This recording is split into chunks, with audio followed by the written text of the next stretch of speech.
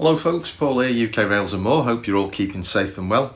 In the last episode I showed you how I built the two track beds for the new modular layout I'm building for one of the river sections, and basically that's the remaining bit that I had to do.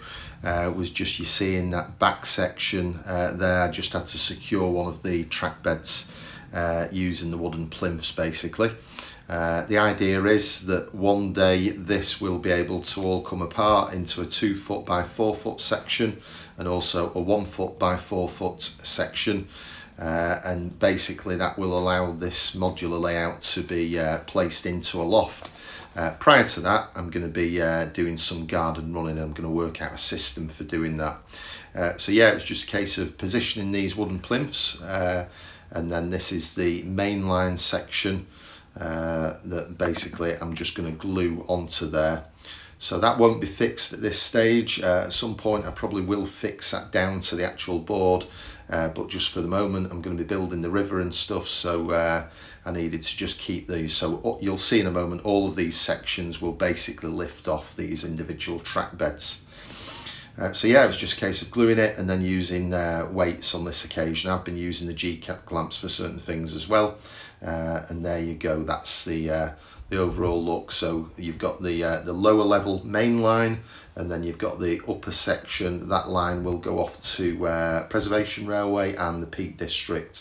There will be another half to this module that will incorporate part of a station, and then there'll be a scenic break before it leads on to the next module. Other modules I'll be building will be a TMD, a DRS TMD, also a city or town scene, which will also incorporate part of a station, and also a preservation line as well. So yeah, there's a look along the main line, and you can just see that profile, so we can work out where the river is going to go. So that completes that section, building the vertical profile.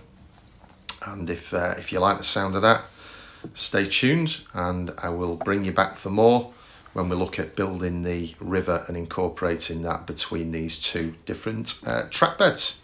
So speak to you soon. Bye for now.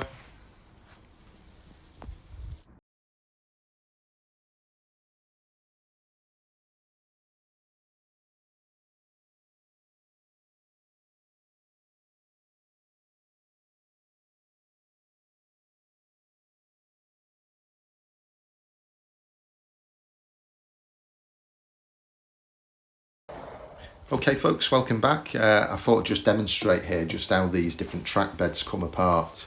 It's just a temporary thing. They will actually be fixed down at some point when I get to the scenery section, but for now it was helpful to have them where I could take them apart, certainly for building the river.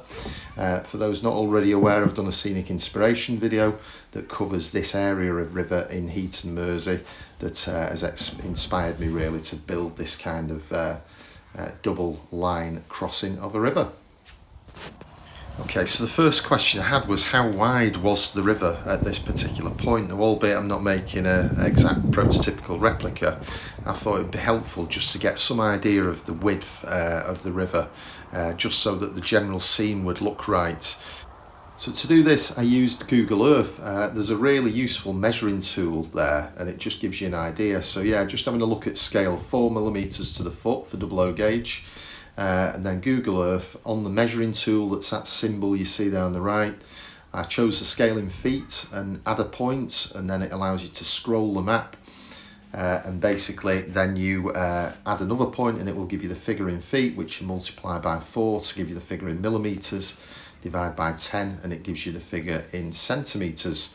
So there I drew the two different widths. So that's at the narrowest section on that stretch of river and the widest section. Now clearly the widest section was really going to be too big for this particular board. I'd have nothing but river on it basically. So again, I just compromised as you do, and went for pretty much this the narrower section there, and that's just putting some wood together just so I had my own little measuring tool that I could use for drawing out the riverbed. Just while I was building the baseboards, and baseboards can be a bit of a dry subject, but yeah, if you like your woodworking and the enjoyment that you get from building things from wood, just as a little interlude here, I'll just show you something else I built, which was a roof for a log storage shelving system that would fit against a wall. So yeah, it just gives us a little something else to build that's quite rewarding actually when you've cut it all out and put it together and it's kind of works. Then yeah, that's just a little interlude of something else I built. Back to the main feature. Okay, so the next point was drawing out a meandering river in conjunction with those upper sections, and then it was a case of just drilling out a couple of guide holes so I could put the jigsaw in and start cutting that river using quite a recommend for anything curved, use a narrow as possible jigsaw blade, and it's just a case of taking time to just cut that shape. It was just again not exactly prototypical to the real thing. I think the real thing is a bit straighter at that particular point, but I thought just for the purposes of the layout it'll look more interesting having a few meanders, and indeed it does meander a bit further up.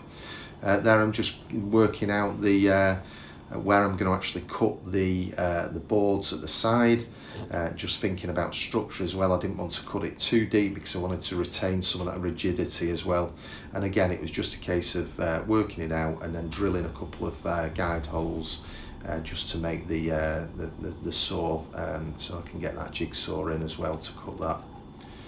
So yeah, working out the rough shape of the bank. You'll see in a moment I did actually decide to go a little bit deeper on this this river, but again it was just a case of doing it step by step, putting the upper track beds on it, and then just having a look at how the scene actually looked.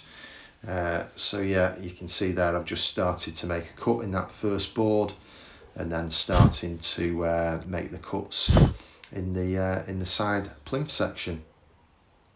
If you do like this video and you're interested in following along the journey, I'd be really grateful if you could give the video a thumbs up and consider subscribing to the channel. Okay, so I've cut through the board here on both sides, and you can see it now lifts out, and that really gives you a good idea of the shape of that river. So yeah, I'll show you in a little moment that with some of the track beds on as well, so you can see the effect and where those bridges will actually cross it. Okay, so the next stage was just cutting out a couple of indentations so that the riverbed would actually sit down on the adjusted plinth now. So yeah, it was just a case of measuring those out carefully, and again just doing the guide holes so that I could cut out that little box section at the corner, and also remove that lower bit of the plinth there so it would just fit flat on the bed. So there's one of them I've cut out both sides, and it was just a case of having to remove the wooden bit that's remaining there just underneath that little bit of battening, so that plywood will sit flat on the lower section. That gives you an idea of the depth of it for the first stage. I did decide to make that a little bit deeper, as you'll see in a moment. So yeah, it was a case of also needing to add some strength to it, so I used another piece of battening wood underneath, running the length of that river. So it's a case of measuring that out, marking it up, and then I would be able to, it would give it some more structure basically, so it's not lagging. It doesn't have to be the absolute strongest in the world because it's not going to be load bearing of any kind of note. But yeah, it was just to keep some of the rigidity in it. I did think about putting one across, but I thought this would work best for not allowing that board to flex.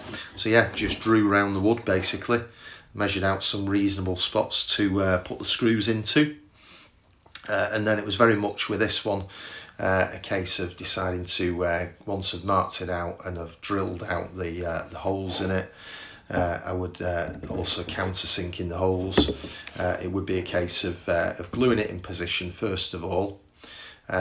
Obviously you have to turn that upside down, that piece of wood, but yeah, I decided to glue it first of all, then clamp it, and then screw it in, so that there was no errors basically for where that screw was going to go in. So the screw would go in very centrally into the battening if I glued it and clamped it first of all.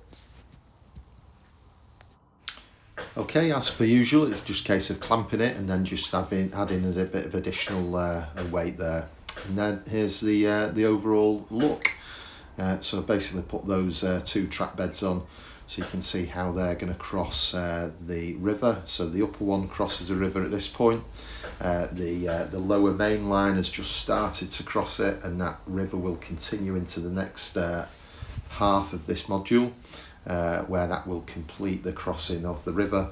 And at some point, either as it crosses or just after it's crossed, I'll start to build the station at that point as well. So we should have a nice curved flow for that lower main line as it comes out of the station. As trains leave the station, they're going to curve around to the left and disappear into the distance, as you've got the curve that's going to be visible for that upper line, the Peak District line, and you just see that as well. So we've got that double crossing. Again, that scenic inspiration video will give you a bit of an idea, even though it's not there. It shows you roughly that section of where this river crossing actually occurred. And of course, there are a few old photographs online as well. I think I put a couple in that video just to give you an idea.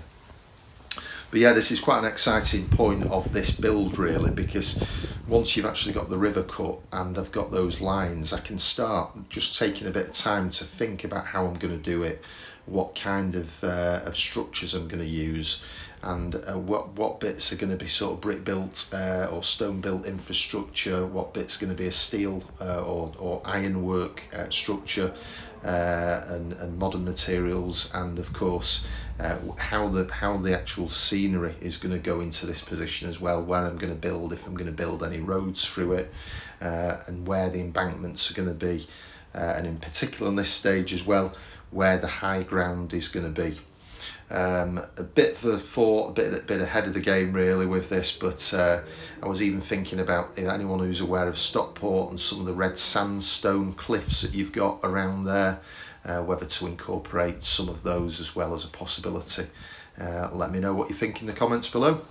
So yeah, there's the riverbed, and that's battened, so it's now glued and screwed as well. So that really gave it some nice structure, so we didn't have that sagging in the middle of it that we had before. And then you can see how that just fits in position below the lines. Now I did have a look at this, and when I was looking at this scene, I'm just looking at the depth of it, and I thought really that's the kind of height that I'd like the actual river, but that doesn't really allow any depth for it. So obviously it varies greatly, that river. It can be very shallow in the summer months when it's very dry, sometimes just a couple of feet deep in sections. Other times in winter it can be considerably deeper, really deep when it's got a good flow.